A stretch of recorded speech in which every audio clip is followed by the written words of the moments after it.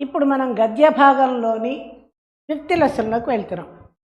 వృక్షరక్షిక పితామహి లెసన్ పేరు. పద్మశాస్త్రి మహోదయ రైటర్. పచ్చదనం పరిశుభ్రత వన్స్ అపాన్ ఎ టైం. ఇప్పుడు కూడా చూడండి, మొక్కల్ని పెంచండి అంటారు కదా, ఆ సబ్జెక్ట్ తెలిస్తే చాలు. నథింగ్ ఇన్ ద లెసన్, అదే చెప్పాడు. వేరే కొత్త విషయాన్ని అయితే ఏం చెప్పలేదు. విషయం ఉంది, అది కొత్త విషయం అయితే కాదు. మళ్ళీ ఇంగ్లీష్లోను తెలుగులోని ఎస్ఏ క్వశ్చన్ ఇచ్చాడు. ఈ ఎస్ఏ క్వశ్చన్ కూడా మీరు చదువుకుని రాయొచ్చు. ఎలా అంటే సోమదత్త చరితం ఇది ఇవ్వచ్చు, లేకపోతే భ్రాతృవాత్సల్యం ఇది ఇవ్వచ్చు. రాయగలిగితే ఇది రాయొచ్చు, లేదా సోమదత్త చరితం కానీ భ్రాతృవాత్సల్యం ఆ రెండు చదువుకున్నా చాలు. ఓకేనా? లెసన్ సారాంశాన్ని చూద్దాం. కాశ్మీర దేశం, కొండలున్నాయి. ఆ కింద ప్రాంతం వ్యవసాయ కుటుంబం, వ్యవసాయానికి తగిన అనుకూలమైనటువంటి ప్రాంతం.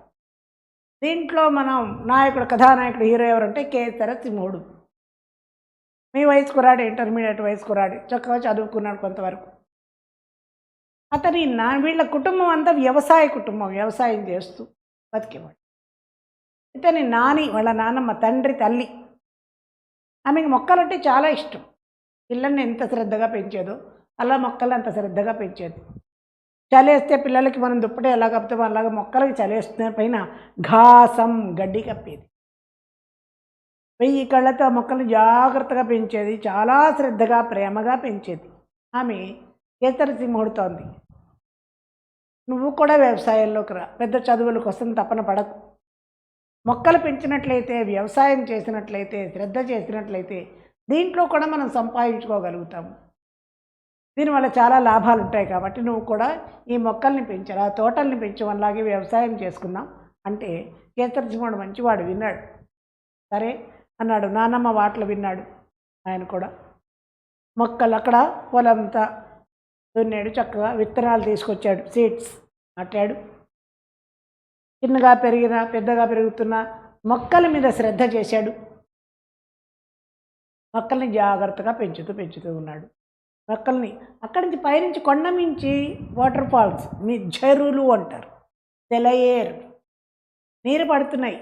నీరు పుష్కలంగా ఉన్నటువంటి మంచి నేల, వ్యవసాయానికి అనుకూలమైనటువంటి నేల. వృక్షాల వల్ల లాభాలన్నీ చెప్పింది నాని. పెంచరాదు, ఎందుకంటే వృక్షాల వల్ల చాలా లాభాలు ఉన్నాయి. స్వచ్ఛమైన మట్టి, స్వచ్ఛమైన గాలి, స్వచ్ఛమైన నీరు, ఇవన్నీ కూడా మనకి వృక్షాల వల్ల వస్తాయి. అంత ప్రశాంతమైన మంచి ఆరోగ్యకరమైన వాతావరణం ఉంటుంది. కాబట్టి పెంచమంది. కేసరసింహుడు మొక్కల్ని మంచిగా శ్రద్ధగా పెంచాడు. అవి పెరిగి పెద్ద అయ్యాక వాటి నుంచి ఫలాలు, పువ్వులు, ఫలాలు మనం చెప్పినంత తొందరగా ఏం మొక్కలు పెరిగిచ్చేవి. కానీ మొక్క పెరిగింది, పెరిగి కొంతకాలానికి పెద్దవాడయ్యి, కేసరసింహుడు ఎంత పెద్దవాడైనట్లుగా అవి కూడా పెద్దవయ్యాయి, చక్కటి ఫలాలనిచ్చాయి, పువ్వులనిచ్చాయి. తద్వారా అవి అమ్మి ఆయన సంపదల్ని పొందాడు, సంపాదించుకున్నాడు, ధనవంతుడు అయ్యాడు. ఇది సారాంశం. దీంట్లో నాని మాటలు, కేసరసింహుడు మాటలు, డైలాగ్ టు డైలాగ్ ఉంటాయి. ఎస్ఏ క్వశ్చన్లో చదువుకోండి. ఓన్గా కూడా మీరు రాయగలిగిన ఒకే ఒక్క లెసన్. చెట్ల గురించి, చెట్ల పెంపకం తెలిసిందనుకో, హాయిగా 2.5 పేజీలు, మధ్యలో 4 కొటేషన్స్ రాయి, ఎక్సలెంట్, 6 మార్కులు అలా పడిపోతుంది. దీంట్లో ఇచ్చినటువంటి 3 మార్క్స్ 1 మార్క్ క్వశ్చన్స్ని మనం చూద్దాం. ఇది తెలుగులో వచ్చేటువంటి ఎస్ఏ క్వశ్చన్. 3 మార్క్స్ క్వశ్చన్స్ ఇచ్చాడు, చూడండి. వృక్షా అస్మభ్యం కిం కిం ప్రయచ్చంతి.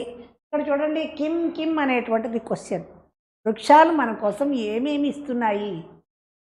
వృక్షా అస్మభ్యం స్వచ్ఛాం మృత్తికాం స్వచ్ఛం జలం వాయుశ్చ ప్రయచ్చంతి.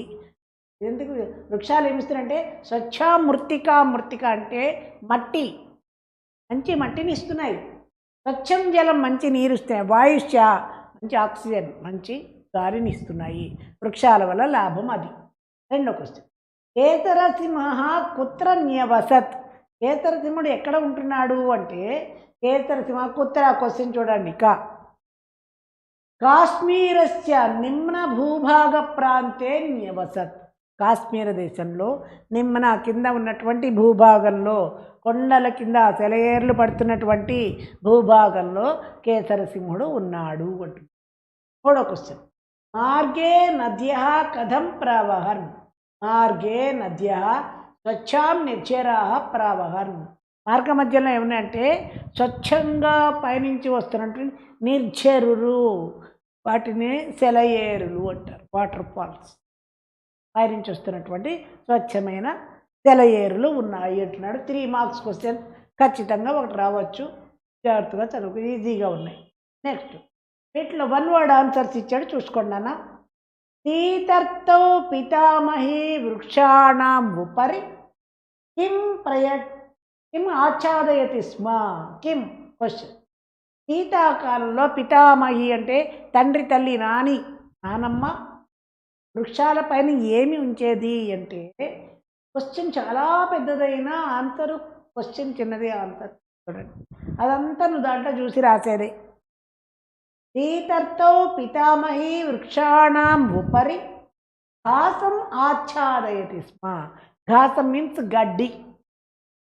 మొక్కల పైన ఉన్నటువంటి ఆ పూత రారిపోకుండా, మంచు పడి ఆ చెట్లు పాడవకుండా ఆమె గడ్డి కప్పేది, మనం దుప్పటి కప్పుకున్నట్లు. అర్థమైందా?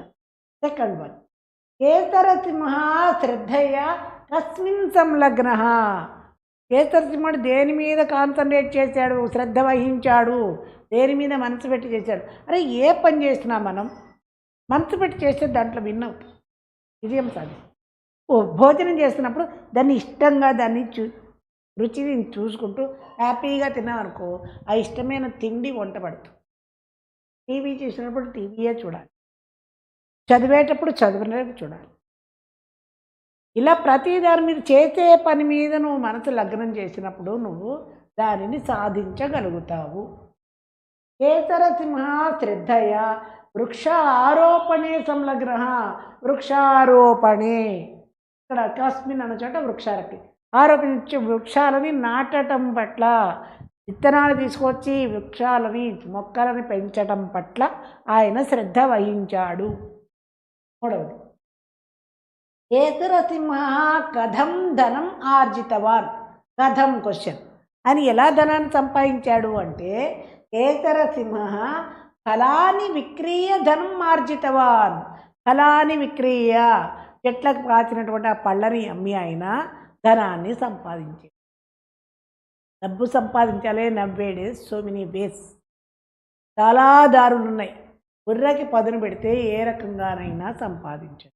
కేసరసింహుడు వృక్షాలను పెంచి తద్వారా ఆయన ధనాన్ని సంపాదించి ఆయన ధనవంతుడు అయ్యాడు. దిస్ ఈజ్ వృక్షరక్షిక పితామహి లెసన్. దీంతో 5th లెసన్ అయిపోయింది.